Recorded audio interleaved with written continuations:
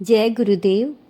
हमारी शब्दवाणी के शब्द नंबर 26 में एक गुरु महाराज ने कहा है कि गोरख दीठा सिद्ध न होय बापो है उतरी बापारू।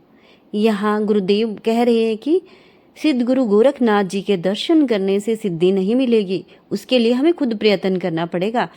यह गुरुदेव ने बहुत गहरी बात हमें समझाई है। जैसे हमारे समाज में मान्यता प्रचलित है कि उस मंदिर हो आओ, उस बाबा के दर्शन कर लो, उस संत के दर्शन कर लो, उस देवी देवताओं को चढ़ावा चढ़ा दो तो मन्नत पूरी हो जाएगी।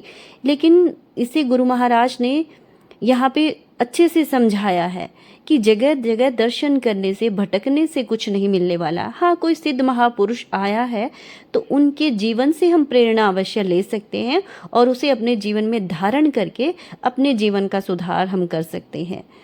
लेकिन वहाँ भी प्रयास हमें खुद को करना पड़ेगा, हमें अपने जीवन पर कार्य स्वयं ही करना पड़ेगा। इसके लिए गुरु महाराज ने हमें सत्पंथ बताया है, सही रास्ता दिखाया, हमें नियमों में बांधा है। नियमों की मर्यादा को धारण करने से ही हमारा जीवन में बदलाव आएगा, हमारा जीवन संवरेगा और हमारे चित्त में जो गलत वृत्तियां हैं उनकी शुद्धि होगी। इसको हमें अपनी इच्छा से धारण करना होगा। जो व्यक्ति अपने जीवन को संयमित करता है, अनुशासित करता है, वही साधक है और यहाँ स्वयं पर बंधन लगाए वही तप है।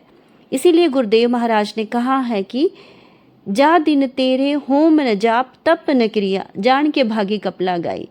तप का मतलब यही है कि अपने जीवन में हमें तपस्या खुद करनी पड़ेगी। अपने मन पर, विचारों पर, अपने चित्त पर हमें कार्य करना पड़ेगा, तभी हमारे जीवन का निर्माण होगा, हमारा जीवन संवरेगा।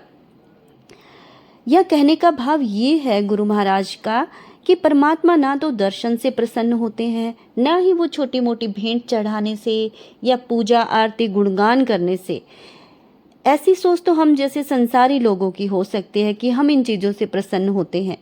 सद्गुरुदेव महाराज तो तब प्रसन्न होते हैं जब व्यक्ति अपने जीवन का निर्माण करता है, अपने जीवन को संवारने पर काम करता है, अपने चरित्र में गुणों को धारण करता है, तभी उस परम पिता परमात्मा का अनुग्रह हम पर बरसता है। उनका जो ज्ञान है वो हमें प्राप्त होता है। अर्थात हमें अपने जीवन को ही कल्याणकारी बनाना होगा। खुद में सुधार करते हुए इस परम पिता परमात्मा की बनाई हुई सृष्टि की सेवा का भाव हमारे अंदर जब आएगा, तभी हमारा जीवन सार्थक होगा। धन्यवाद।